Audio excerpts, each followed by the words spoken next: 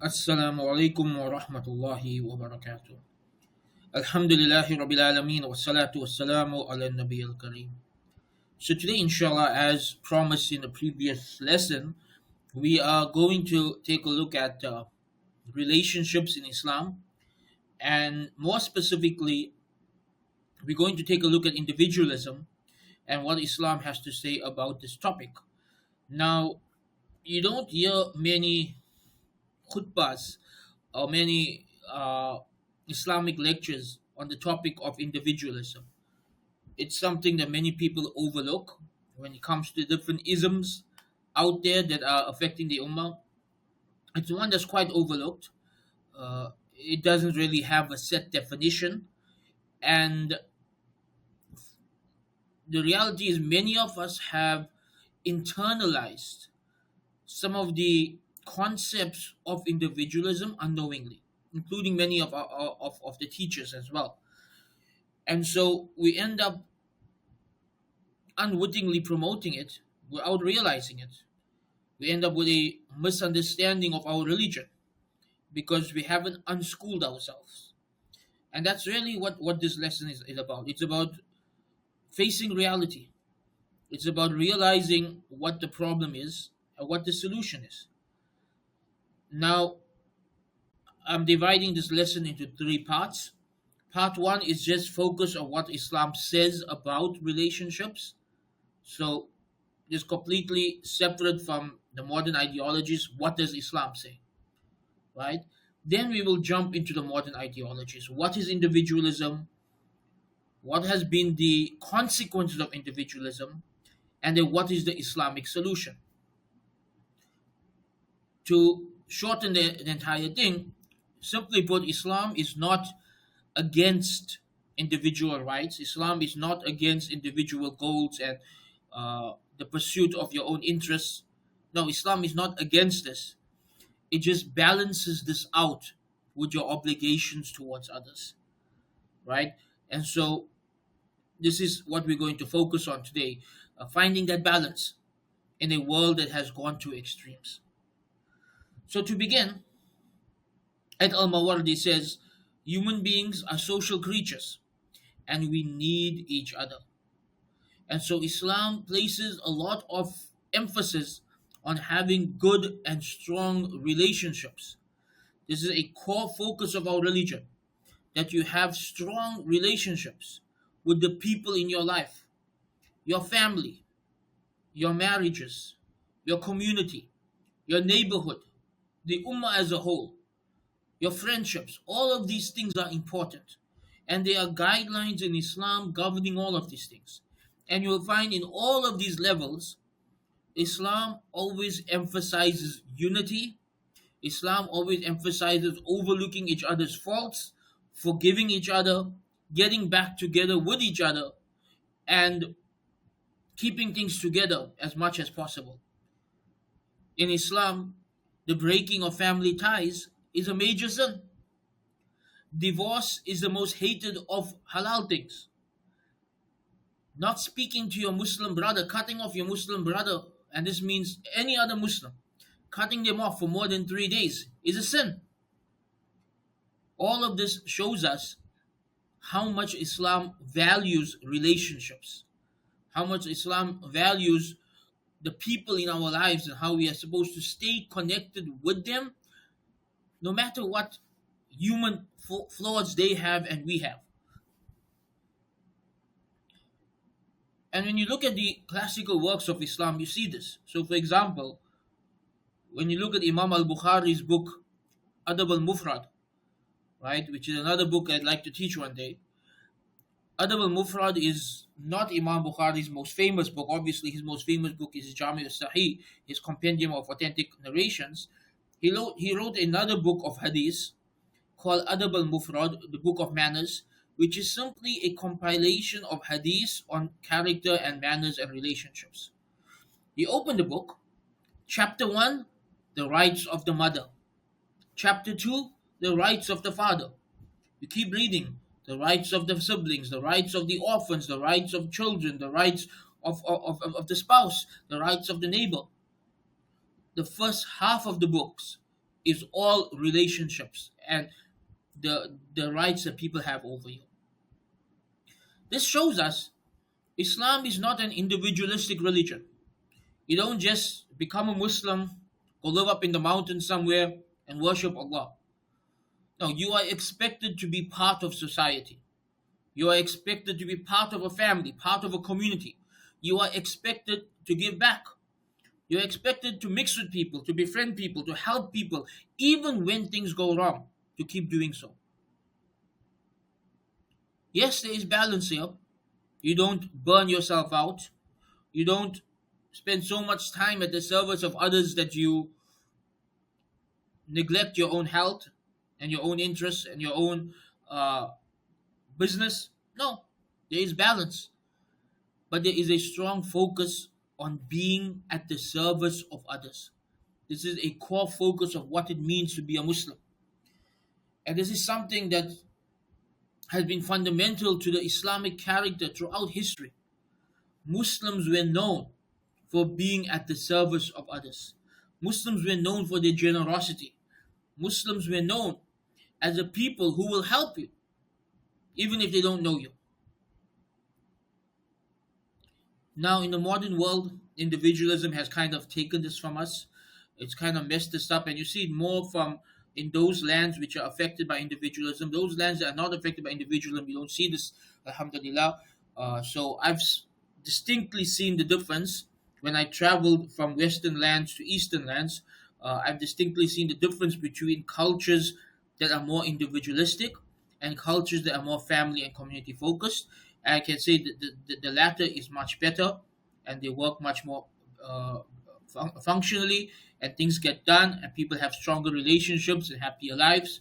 While in the West, I've seen a lot of depression, a lot of loneliness, a lot of society falling apart because people don't know how to work together anymore and how to just do things selflessly anymore. So let's just look at two hadiths, and there are really dozens, if not thousands, of hadiths on this topic. But just two that will let you know that this is indeed a religion that values people and community as a whole.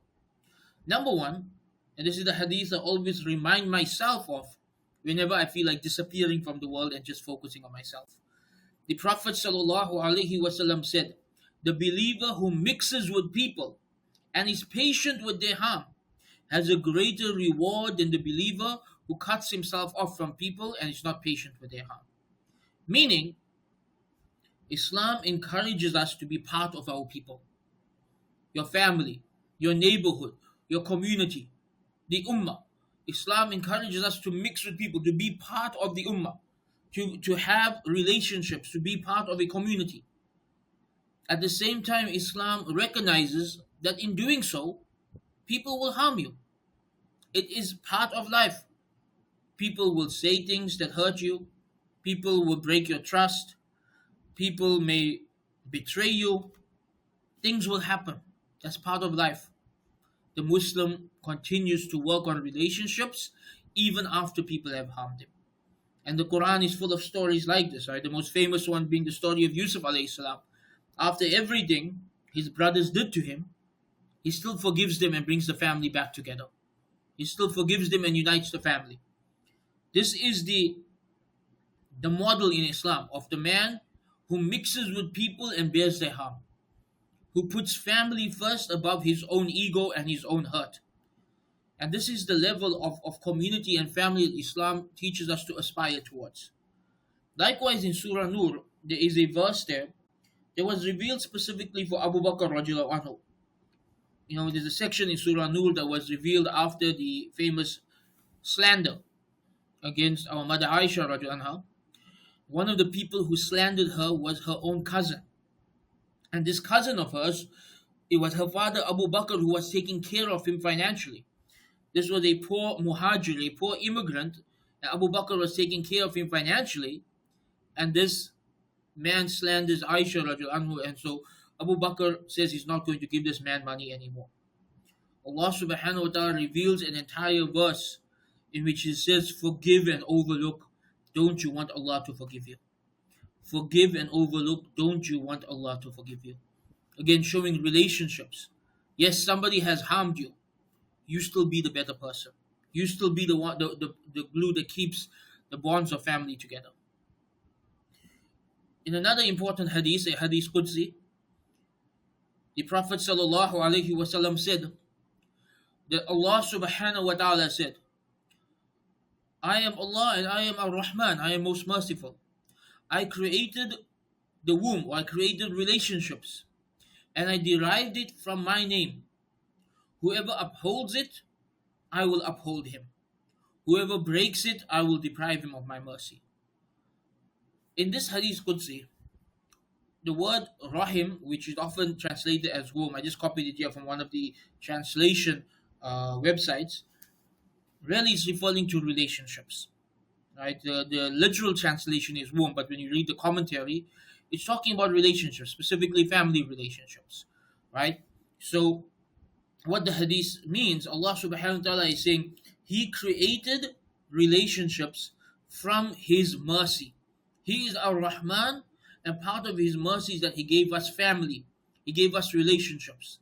And that's why the word for relationships is Rahim. Right? It is Rahim, which comes from the word Rahmah, which means mercy. And so Allah's mercy is linked to the relationships in our lives. Whoever strives to hold on to these relationships will have Allah by their side, and Allah will take care of them. And whoever works towards breaking relationships, then they will be deprived of Allah's mercy.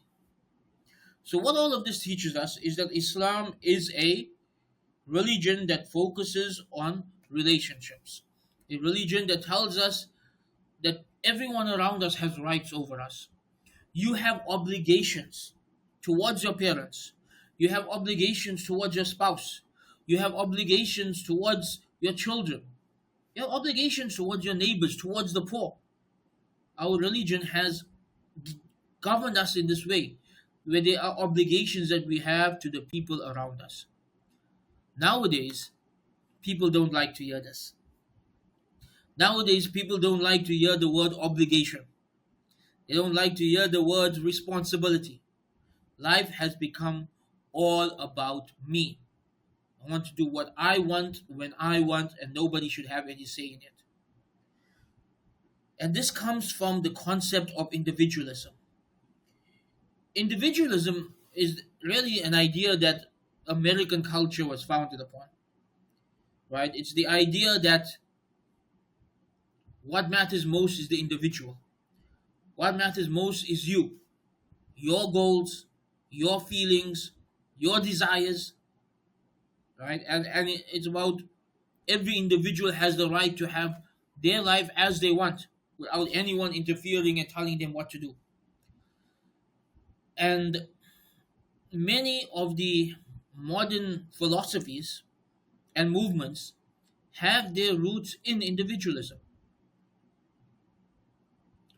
Liberalism, feminism, and even the LGBTQ movement all are rooted in individualism. Individualism is the idea that life is all about me. Liberalism is the idea that you should be able to pursue whatever you want with unrestricted freedom. No one should stop you from chasing your desires and your dreams. You do you. Liberalism is really freedom based on individualism. That you as an individual are free to do whatever you want. So it is rooted in individualism. Feminism is as if liberalism and individualism had a baby. You're free to do whatever you want. You do you. Why do I need to listen to my father? Why do I need to listen to my husband? Why do I need to follow a male prophet? Why do I need to follow these holy books? Feminism is really individualism, but focused on a specific gender and putting the entire opposite gender as the enemy. And you'll see a lot of feminist discourse is actually individualist discourse, right? Why can't I do what I want? This is individualism, right? Why should I listen to a man? This is individualism. It really, that's what it is, right? It's just repackaged and more specific. It's the same with the LGBTQ movement. If you are free to do whatever you want, this also now governs relationships. Why can't I have whatever kind of relationship I want with whoever I want? Why can't I identify whatever gender I want? This is now a type of individualism that is now taking one aspect of one's desires and making it one's entire identity. But at the root, all of these things are the same. It's all about me. It's all about my desires and my nafs. And this is why I think addressing individualism is more important than addressing any of these on their own.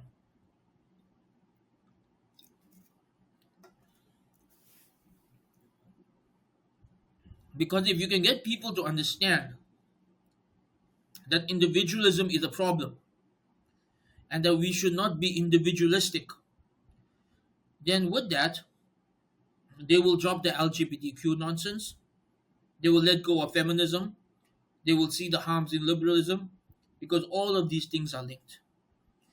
And so going into individualism is getting to the root of the problem. The root of the problem is thinking that life is all about you. The root of the problem is thinking that you are special, thinking that you are important, thinking that all that matters is your own goals and your own dreams and your own desires. This is the cancer that is destroying everything today. Now, individualism was not always as extreme as it is today. I remember growing up in the 80s and 90s, the individualism we grew up with was a bit more, I would say, balanced. Right? We were taught to chase your own dreams and aspire for your own careers and choose your own spouse. But we were still taught that you have responsibilities towards your parents, you have responsibilities towards your spouse, you should have children and raise them well, you should take care of your neighbors. So there was still some sense of community, there was still some sense of relationships. That seems to be completely dying out today, to a level where in some countries today, people are not getting married, people are not having children, people don't have any interactions with people outside of what is necessary. That they will literally just be by themselves to such an extent that if something happens to them, they have no emergency contacts because literally nobody knows them. It's a level of individualism we're reaching, which is quite sad. And individualism really came about as a reaction to collectivism, which is the opposite extreme. And collectivism is the idea that what you want doesn't matter. What society wants matters, or what the government wants matters. So an example of collectivism is communism. In communism, you just do what the government tells you to do. You don't have individual goals. You don't have individual aspirations. What you think and what you want doesn't matter. You just follow what the government tells you to do, right? And another example of collectivism are some of the Eastern traditions, where your life is just about your family. Your family decide your career, they choose your spouse, they control everything. Islam is in the middle. Islam is neither extremely collectivistic nor extremely individualistic. Islam teaches you to have responsibilities towards others, but also you have the right in certain areas to do things your way. But the reaction to collectivism from the West went to an opposite extreme. Individualism in the past 20 years has become so extreme that I now refer to it as hyper individualism.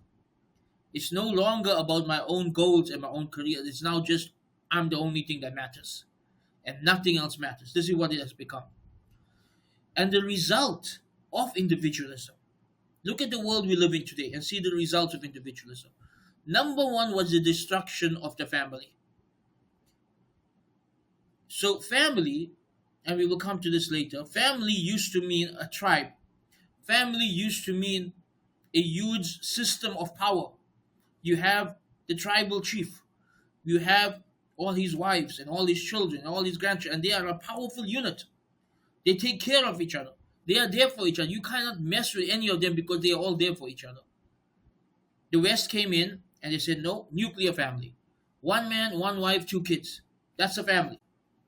You don't know who your cousins are. You don't know who your uncles and aunts are. It's just a small unit. Then they came further and made it even smaller and even smaller. Today, many people don't get married. Many people don't have children. The family has just become an individual, living with roommates or living with cats. The whole concept has been destroyed. And now they're panicking, right? There's population decline in Japan, in South Korea. Read up about the statistics. It's getting really bad. Individualism has just completely made people think like, why do I want the responsibility of marriage? Why do I want the responsibility of children? I should just focus on myself, do what I want when I want. The idea that you should take on responsibilities is something alien to the individualist mind. While in reality, and this is especially important for men, part of manliness is taking on more and more responsibility. The more responsibilities you have, the more manly you become. Right? When you are responsible for your wives and your kids and your parents and your business and your employees, you reach a higher level of manliness because you are now a provider, a protector, and a leader for all these people. And so that's why also a lot of men these days, you'll see a correlation here that men who don't want these responsibilities, a lot of them have this man child type of persona. They don't really grow up because responsibility is what makes a man grow up. A lot of men these days avoid responsibilities and they stay children for life. Individualism has also destroyed other things, the concept of shame. People are shameless these days, right? I can dress how I want. Who are you to tell me what to wear? So there's no shame left in how people dress or undress. People walk around the streets practically naked in ways that even non-Muslims of the past would have found shameful. You now have Muslims dressing like that. Shame is gone. People don't feel any sense of modesty. They do what they want when they want. With that, honor is gone. In fact, the word honor has become a bad word. Izzah, honor, a fundamental part of our religion. We are supposed to be self-respecting individuals.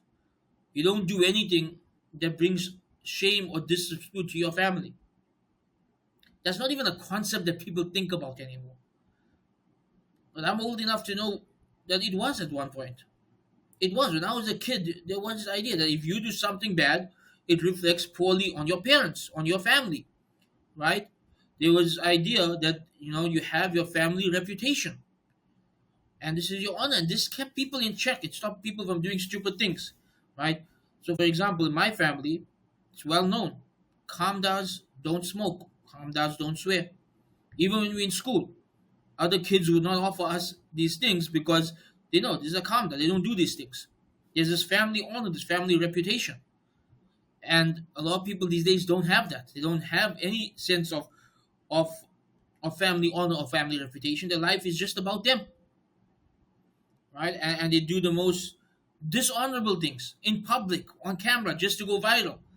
You literally have people mocking their own parents on YouTube just to go viral. There's no sense of shame and honor. There's no sense of community obligation. In Islam, we have this thing called the Fard Kifaya, a community obligation. Somebody needs to do ghusl for the deceased. Somebody needs to attend the janazah. Somebody needs to do these things. And what I'm seeing in the individualistic communities is all of the volunteers for these things are elderly people who've been doing it for decades. Nobody from the younger generation wants to volunteer. Nobody from the younger generation is thinking of how can I give back to the community. Let me go and volunteer. Let me go and do something. Let me take over in doing this work for the next generation. Now, if it doesn't benefit me, I don't think about it. That's how people have become. The very concept of a community obligation, of volunteering, or serving your community or giving back to your community, it doesn't cross people's mind. They'd rather be scrolling through TikTok or watching Netflix. And so you see that a decrease in volunteers with each passing generation in the West.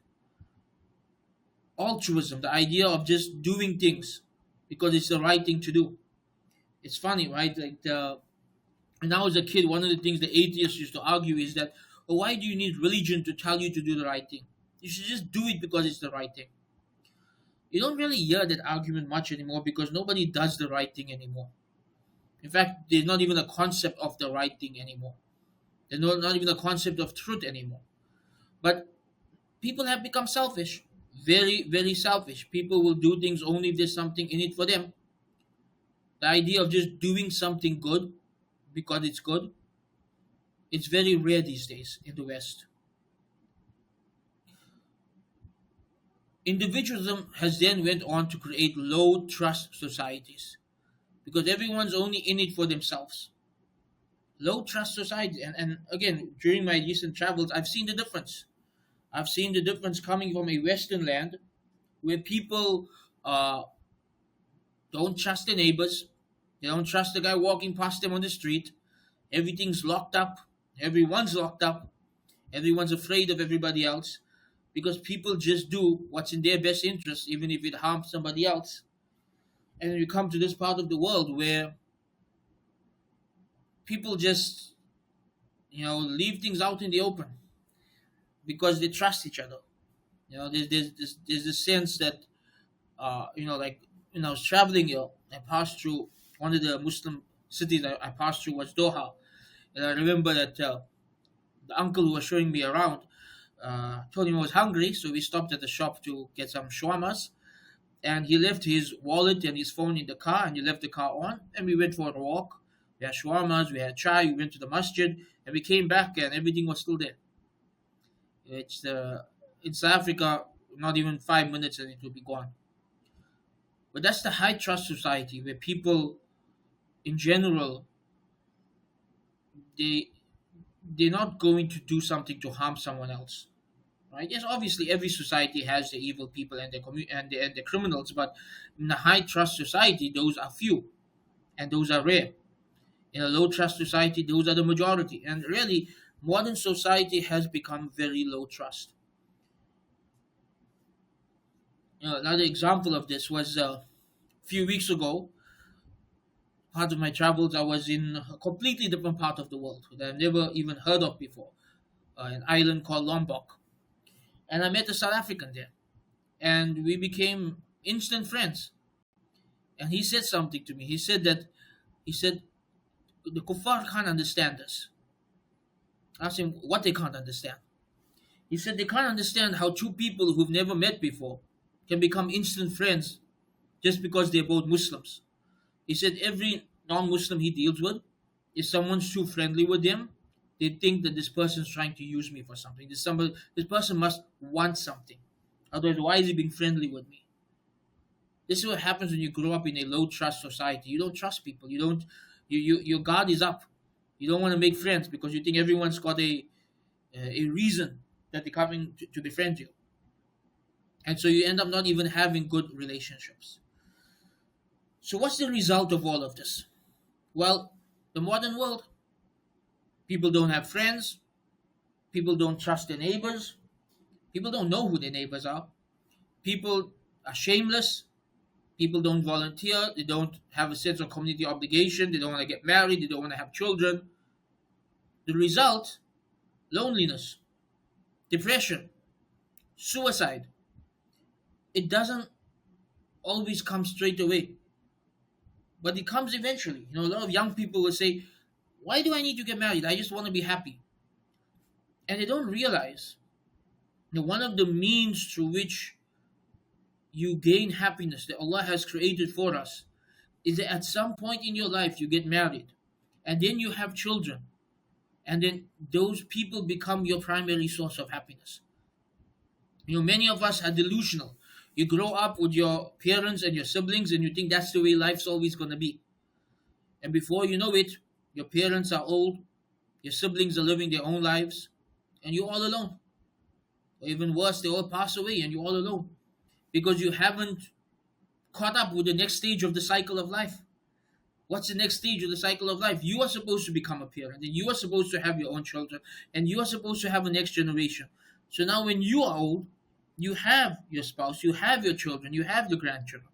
But if you miss your boat on that, it hits you much later in life that, oh, I should have got married when I was young. I left this for too long. Not saying you can't get married when you're old. I'm just saying it's harder. It's much harder, especially nowadays. And so this is what happens now. We have a loneliness epidemic. We have mass depression. We have people who don't interact with anyone else at all. And this completely messes them up psychologically because they don't have the sense of friendship, the sense of community, the sense of family. Like some people literally don't even have a relationship with their own parents. They're just all alone. And it's really, really bad. But Islam, alhamdulillah, fixes this. How does Islam fix this? Islam is about balance. The Prophet ﷺ said, your body has a right over you, your eyes have a right over you, your wife has a right over you. Right? In another hadith, your Lord has a right over you. Meaning, there's a balance here. The time for worshipping Allah, time for taking care of your wife's needs, time for taking care of your parents' needs, time for taking care of society's needs, time for taking care of yourself. Islam teaches us to be balanced.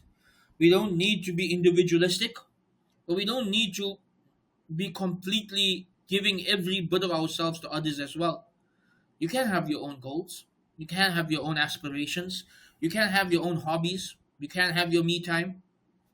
All within moderation. You still give to society. You're still a part of society. You still have relationships with your family, with your community, with your neighbors.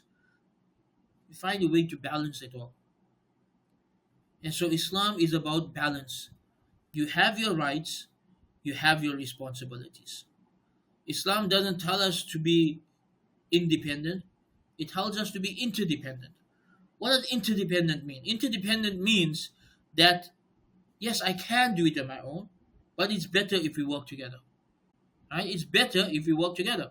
Don't try to do everything on your own. You need family. You need friends. You need a network. You need community. People need each other. We all have different skills. We all have different strengths. We all have different weaknesses. We function better together. So Islam encourages interdependence.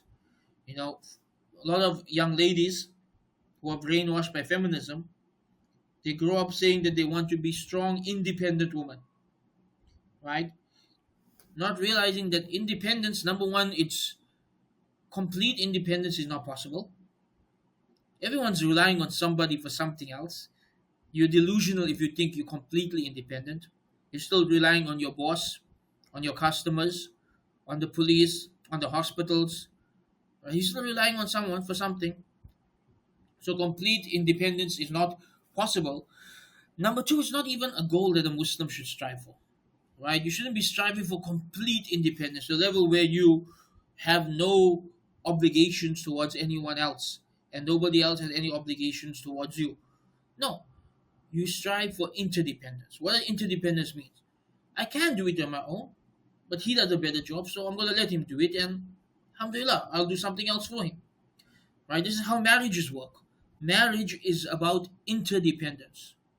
A man relies on his wife for certain things, and she relies on him for certain things. And what he wants from a wife is different from what she wants from a husband.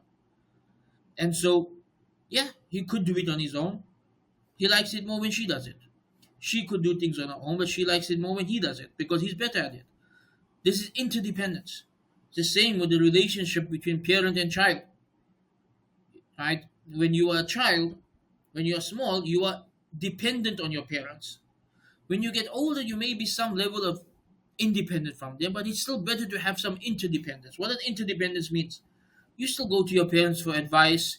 They can still come to you when they're feeling lonely and they need your company. You're still there for each other. If one of you are going through a hard time, you know the other one's going to be there for you. The other one's going to help you through it.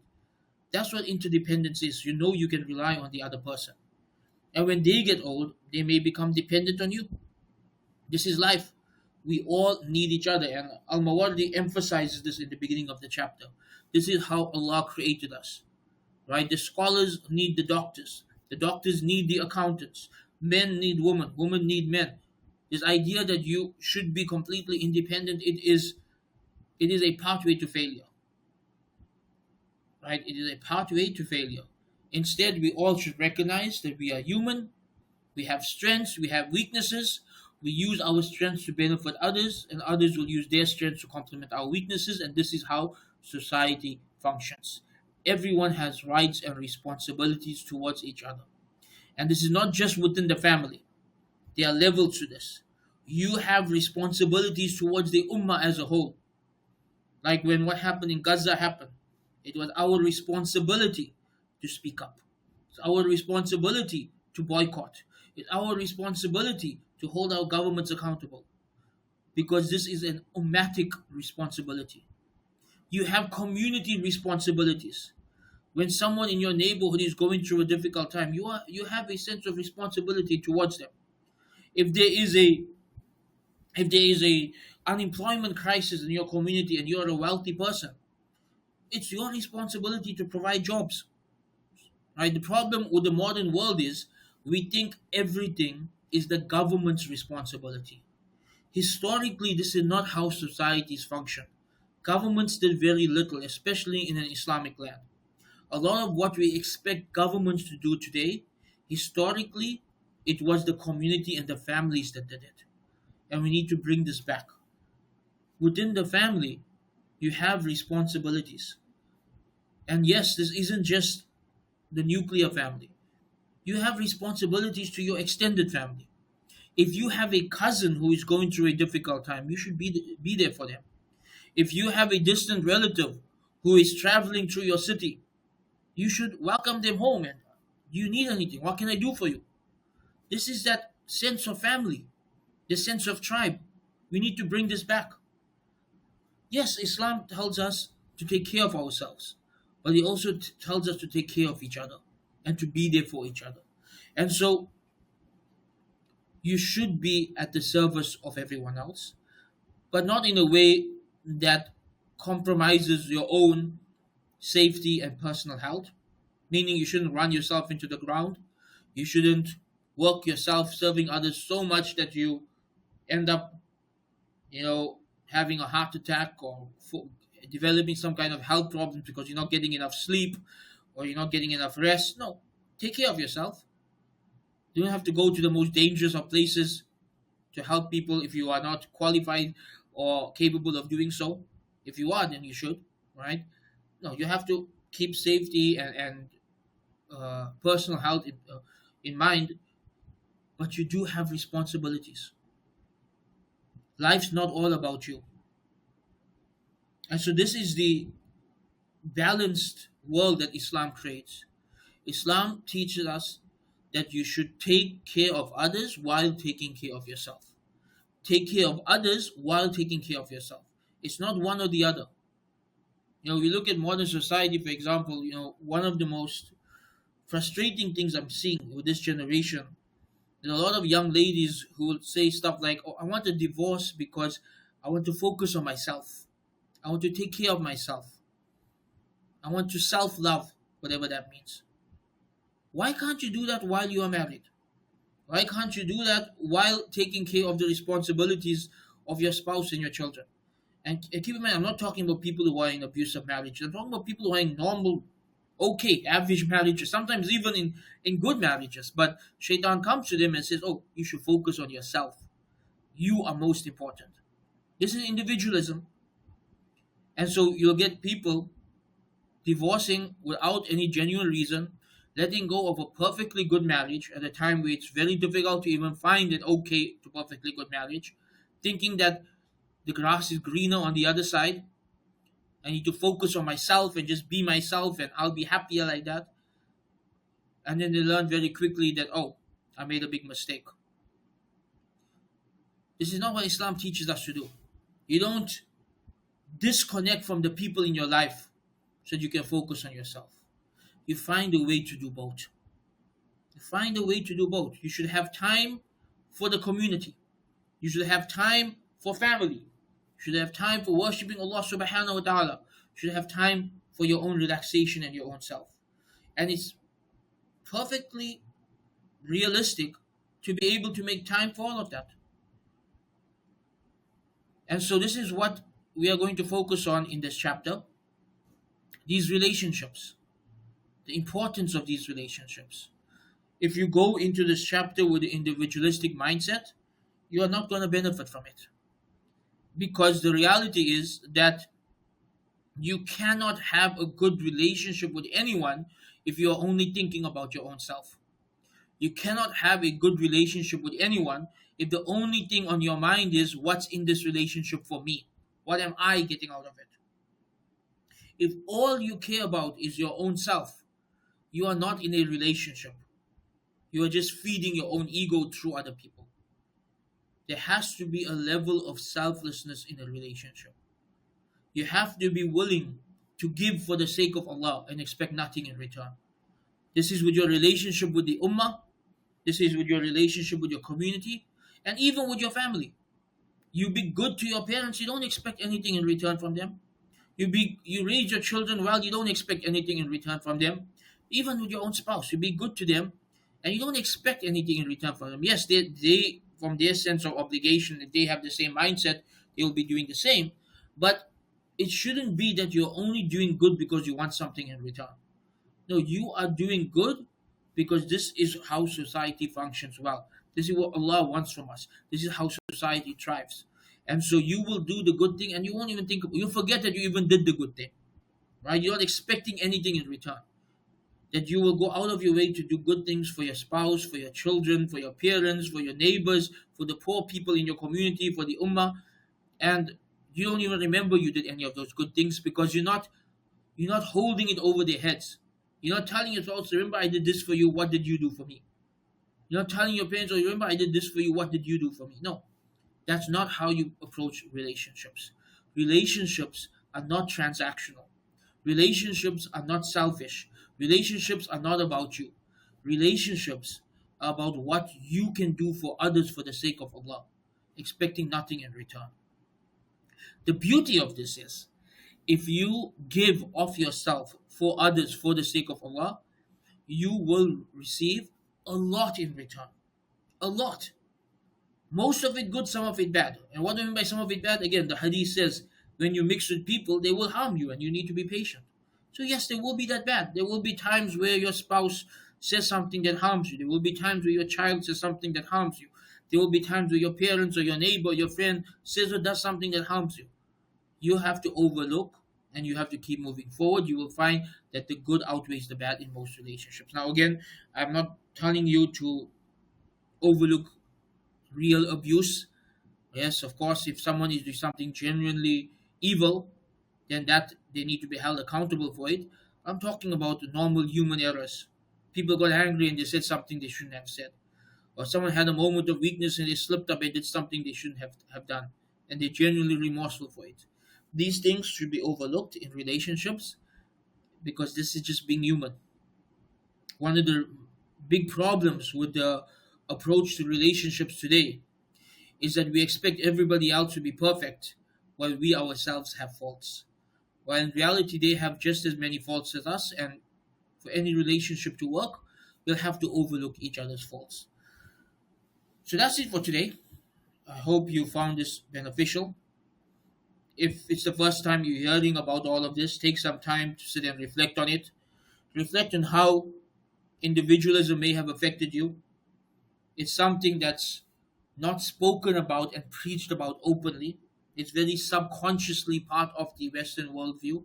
So you don't have a class in school saying individualism 101, but every movie you watch and every TV show you watch, very subtly, the messaging is there.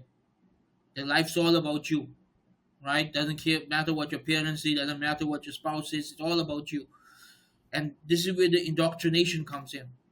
It's important to sit back and realize what's happening and realize how it's affected us, and then to reprogram our minds to be better, to reprogram our minds to focus on that which matters, to reprogram our minds on the obedience of Allah subhanahu wa ta'ala, and on building families and building communities and building societies that are beneficial to each other. And what you will find is that once you have a society where everybody cares for everybody else, and everyone is trying their best to take care of each other, people in general are happier. People in general are more fulfilled. People in general have better lives. Yes, there may be a dispute here and there. There may be a mistake that happens here and there. There may be an argument that happens here and there. But that's just part of life. That's just how relationships work. It's not the end of the world. Don't make these things the end of the world, because they're not. So that's the end of our introduction. In our next video, we will look at the next section of the book, where Al Mawardi goes through the three things that rectify the individual. So we'll cover that in the next video, the three things that rectify the individual. And then we'll begin looking at Al Mawardi's advice on relationships, starting with the importance of relationships for the sake of Allah, relationships based on deen. So those are some of the topics coming up in the upcoming videos. I hope you found this beneficial. Jazakallah khairan wa akhir dawana and alhamdulillahi rabbil alameen. Wassalamu alaikum wa rahmatullahi wa barakatuh.